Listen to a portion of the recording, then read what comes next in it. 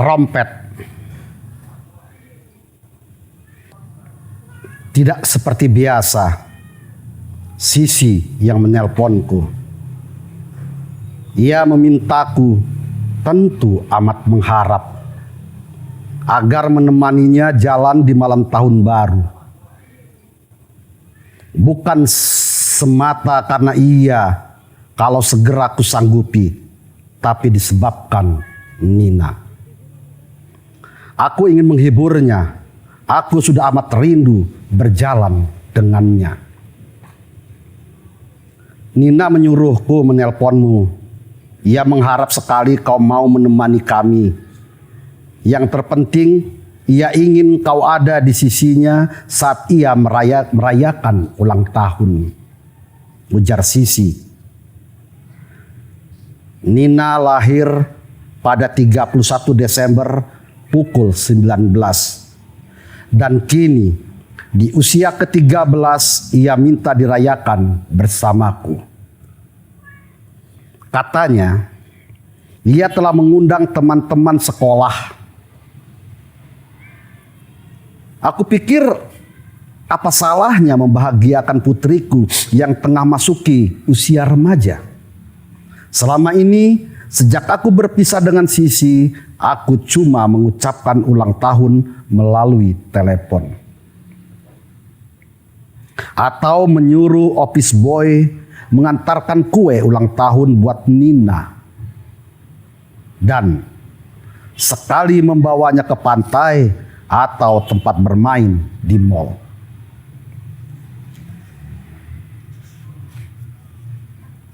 Tetapi apakah mungkin Rosa mengizinkan aku menemani Nina dan Sisi di malam tahun baru lagi? Bukankah ia tahu karena aku selalu terbuka dan bercerita kalau malam tahun baru punya kenangan tersendiri bagi aku, Sisi, dan Nina.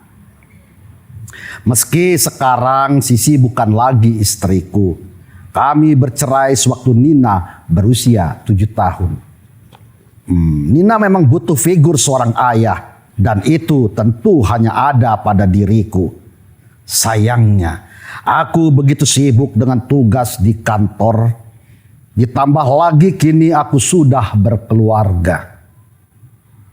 Rosa yang dulu anak buahku di kantor kini menjadi istriku.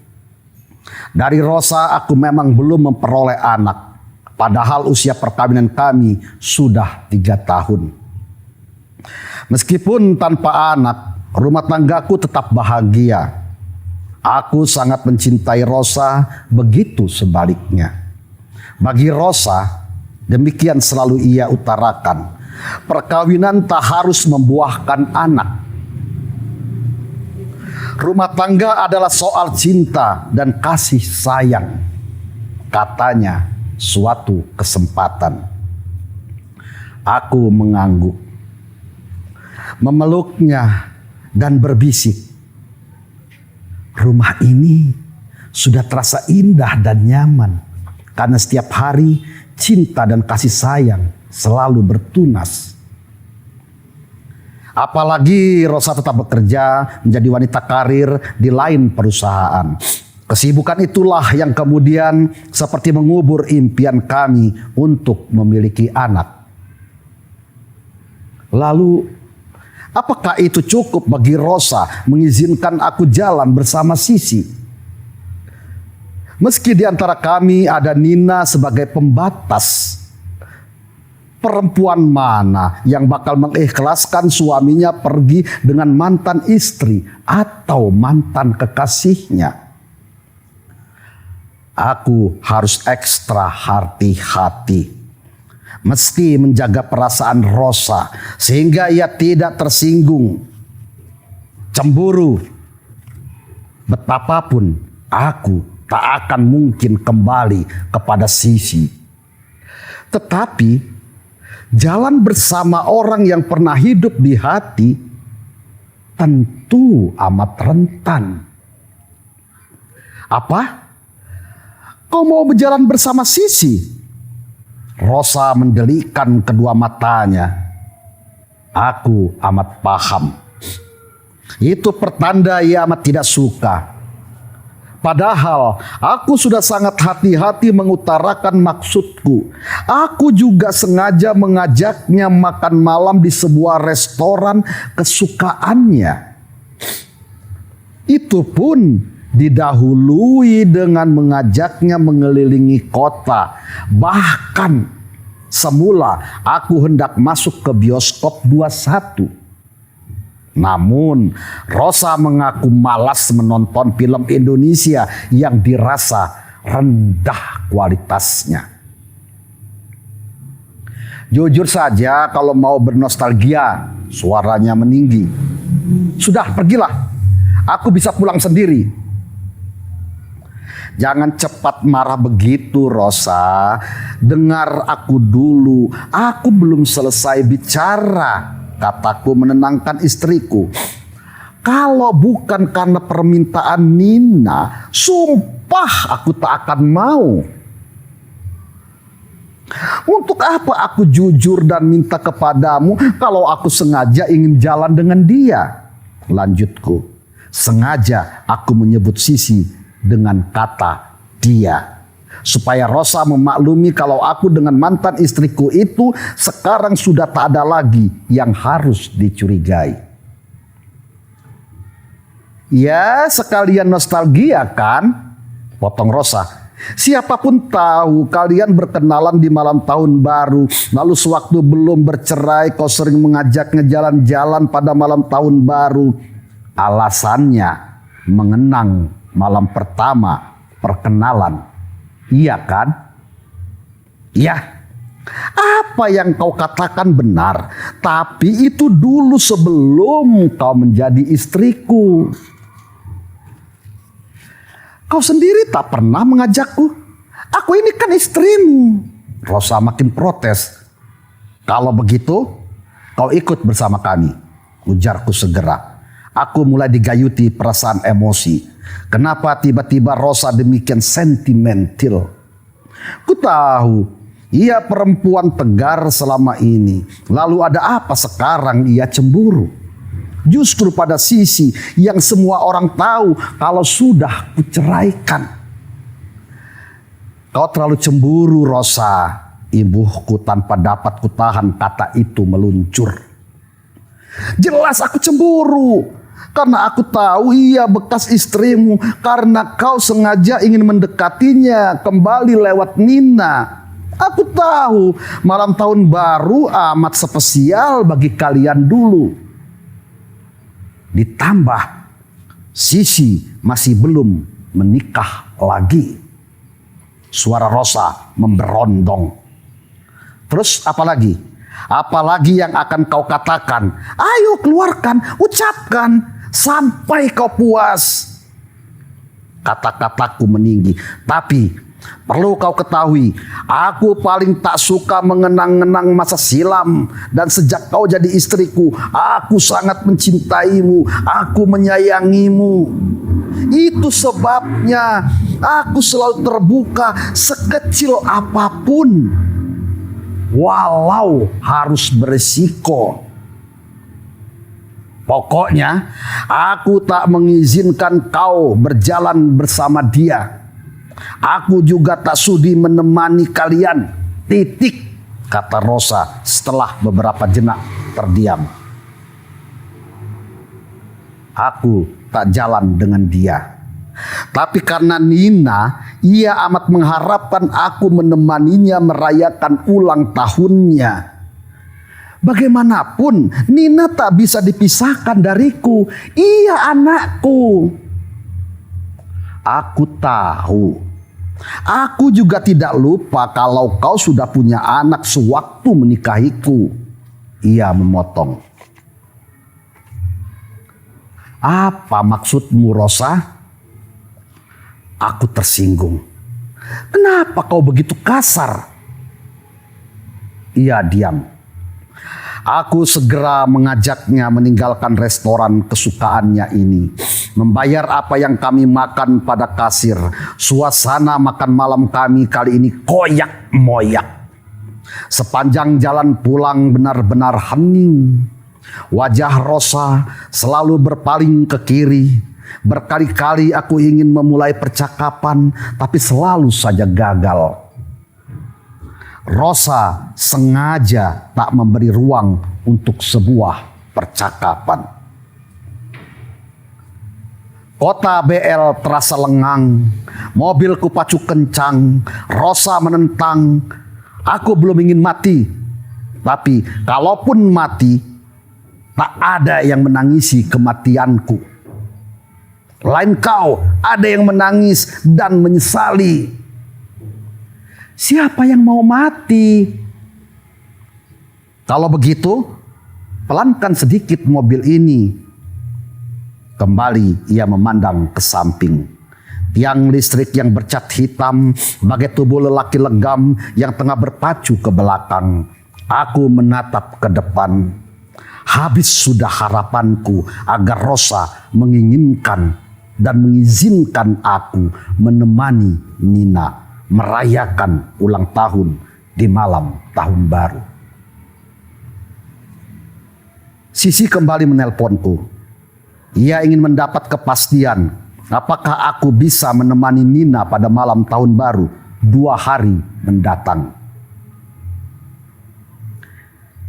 Nina selalu bertanya padaku, kalau kau ingin bicara padanya, Nina di sebelahku, kata Sisi siang ini ke telepon kantorku. Ya, biar aku bicara pada Nina, ujarku cepat. Halo sayang, kamu sehat kan? Bagaimana ulangan? Pasti nilaimu bagus-bagus kan? Anak papa. Papa mau kan menemani Nina? Sekali-sekali pak, ia merajuk. Nina kangen jalan sama papa dan mama di malam tahun baru. Nina pingin sekali ulang tahun Nina dirayain bersama papa dan mama. Papa bisa kan? Papa mau kan? Nina memberondong yang intinya mendesakku agar menemaninya di malam tahun baru. Ya, tentu sayang, papa akan usahakan.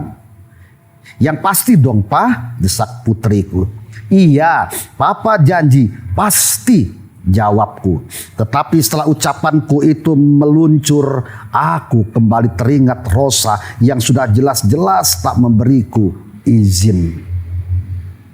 Aku mendesah, menghenyakkan punggungku ke kursi. Setelah meletakkan gagang telepon, kuputar kursiku.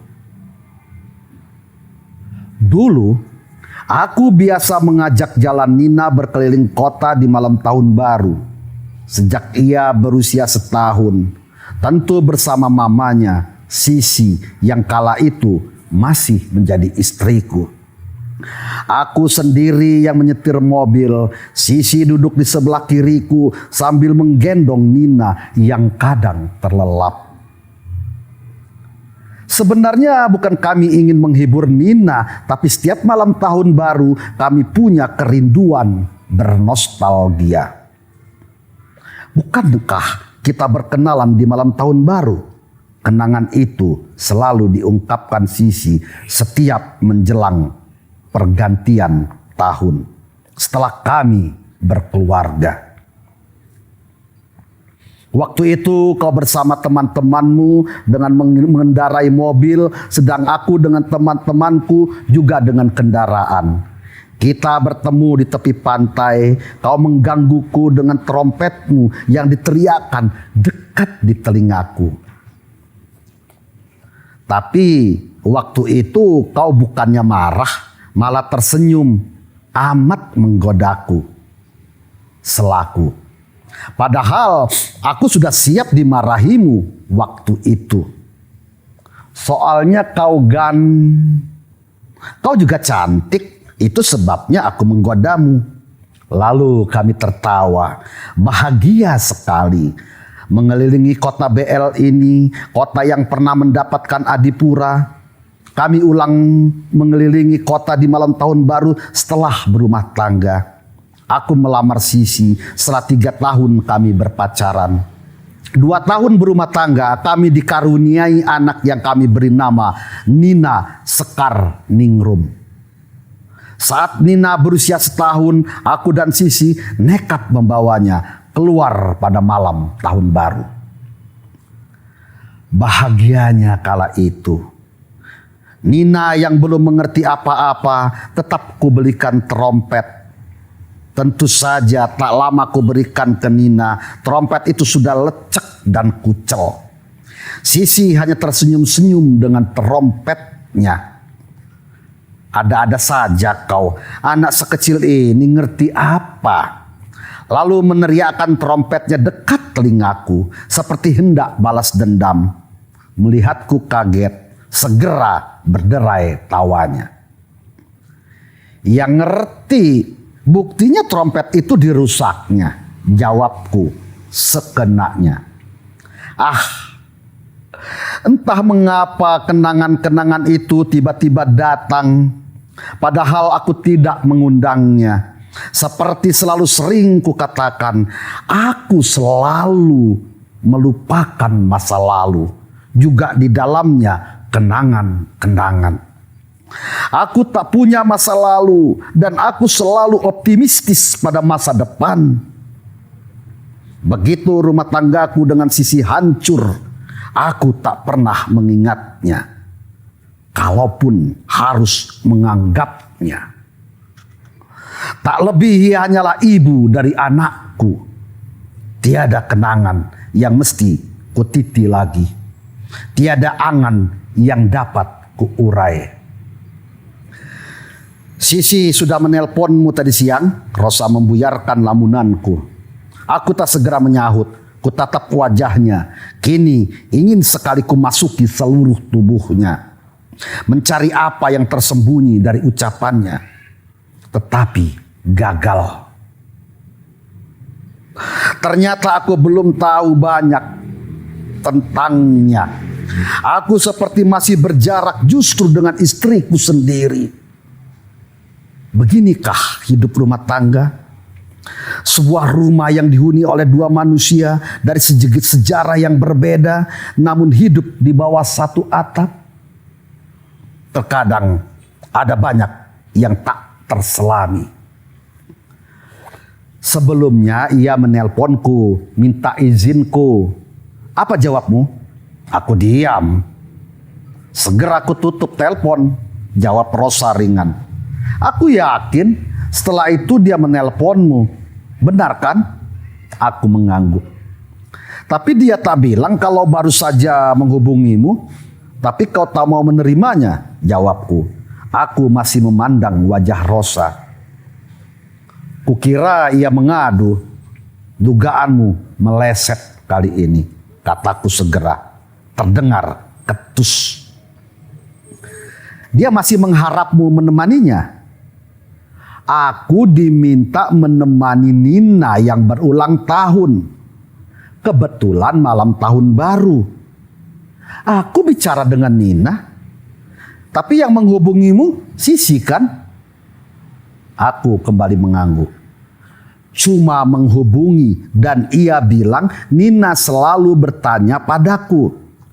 Kalau kau ingin bicara padanya, Nina di sebelahku.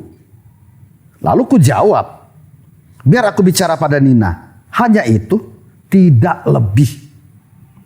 Hanya itu, bohong. Kau masih tak percaya. Kamu seperti mengenalku baru kemarin saja. Aku membentak. Aku tak pernah berlebihan bicara padanya. Aku tahu batas. Masih juga kau tak paham. Aku tetap tak mengizinkan kau pergi esok malam. Pokoknya tidak, ucap Rosa. Kemudian meninggalkan aku di ruang tengah sendirian. Ia masuk ke kamar tidur, mengunci dari dalam. Ku ketuk pintu kamar. Sekali dengan pelan. Dua kali sedikit agak keras. Ketika tak ada tanda Rosa akan membuka, ku ketuk pintu kamar dengan mempunggung tanganku. Cukup keras, namun Rosa tetap tak membuka. Kau memberi izin atau tidak, aku tetap akan pergi. Aku bukan berurusan dengan dia, tapi ingin menemani Nina. Sebab sebagai papanya, aku berkewajiban membahagiakannya. Kataku keras. Aku yakin Rosa mendengar suaraku. Benar, ia membuka pintu, melempar bantal dan guling. Tidurlah kau di kursi. Lalu kembali menutup pintu kamar. Aku tak pulang ke rumah. Dari kantor, aku makan malam dulu di restoran kesukaan Rosa. Setelah itu menuju rumah Sisi. Nina sudah menanti depan rumah dan menyambut kedatanganku. Kulihat ia bahagia sekali begitu melihatku turun dari mobil. Kupeluk anakku yang kini sudah remaja itu. Kucium kedua pipinya dan keningnya. Ia juga balas menciumku, pipi dan keningku.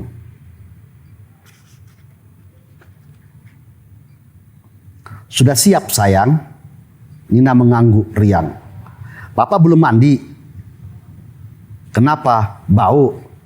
Kembali Nina mengangguk. Papa mandi dulu ya. Nina siapin handuk, sabun, sikat gigi.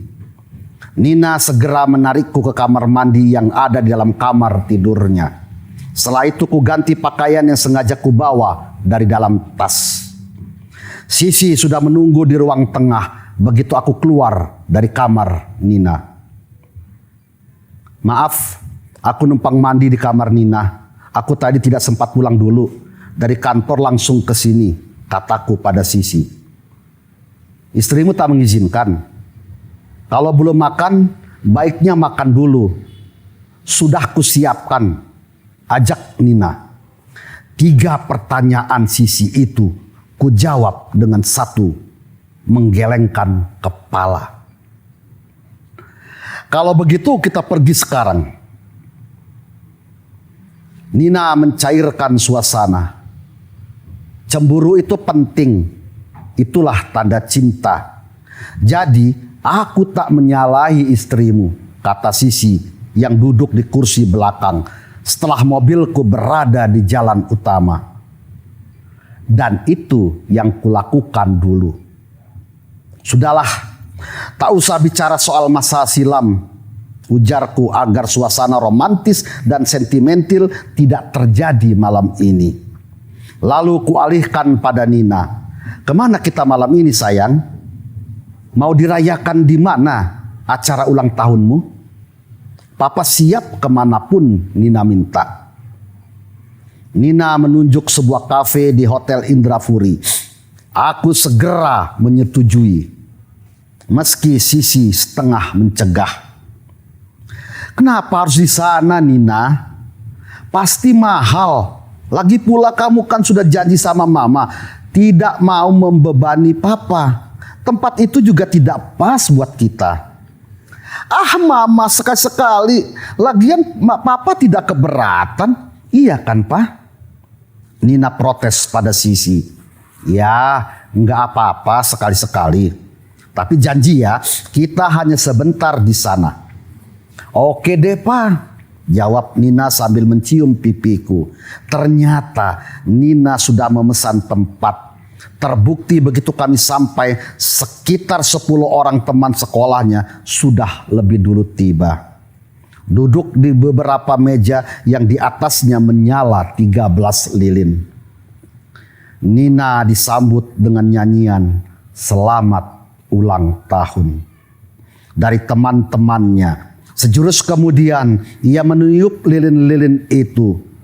Prosesnya cepat sekali. Tak lama keluar makanan yang juga telah dipesan Nina.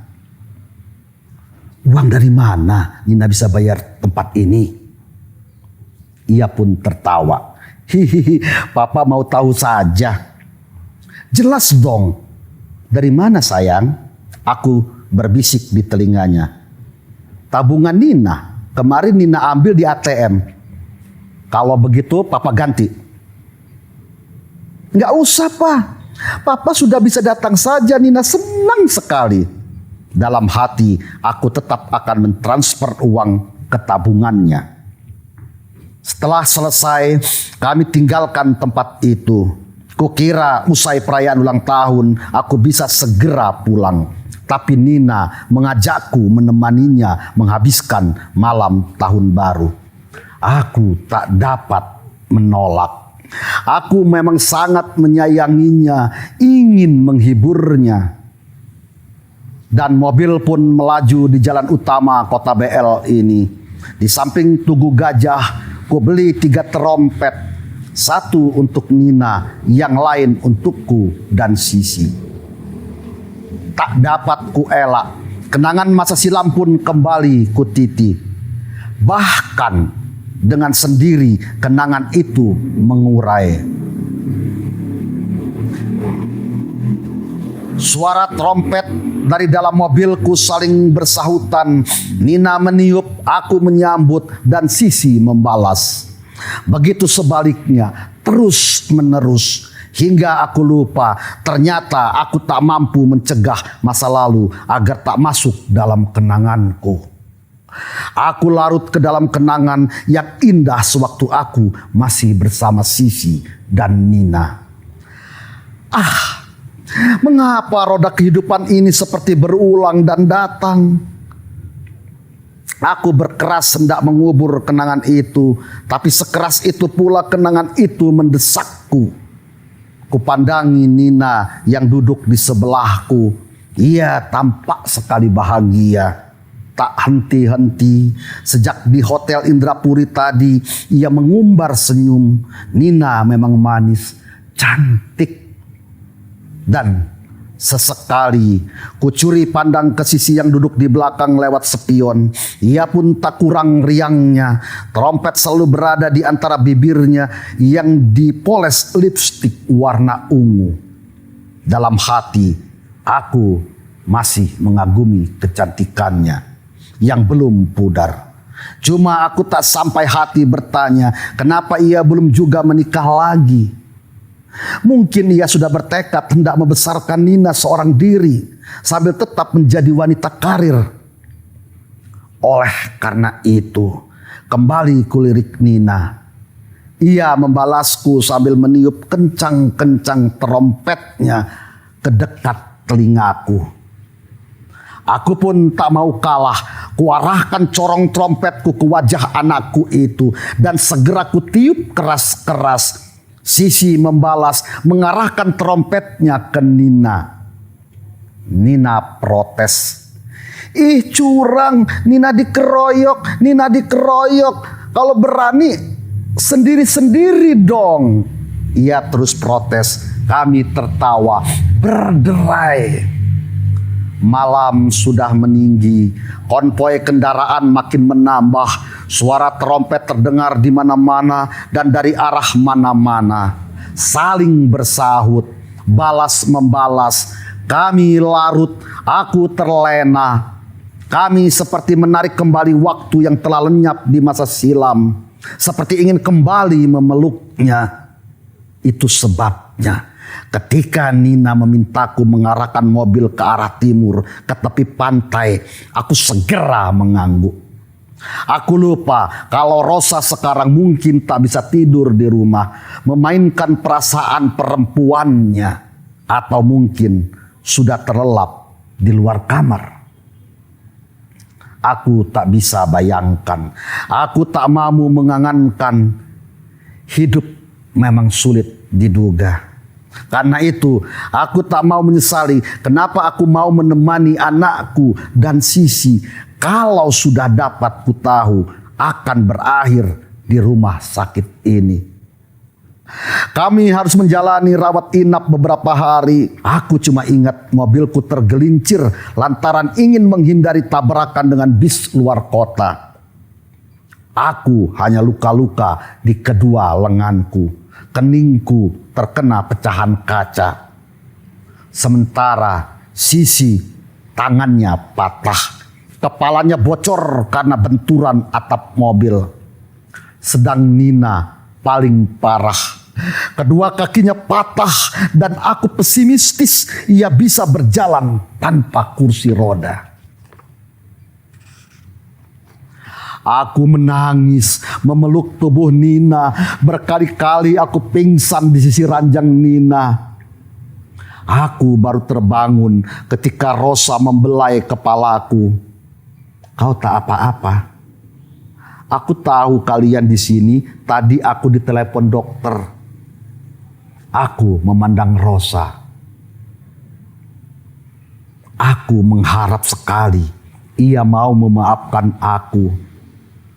Rosa mengangguk, tersenyum. Kemudian kembali membelai kepalaku. Setelah itu, ia berbisik ke Nina. Mencium anakku, tentu anaknya pula bukan?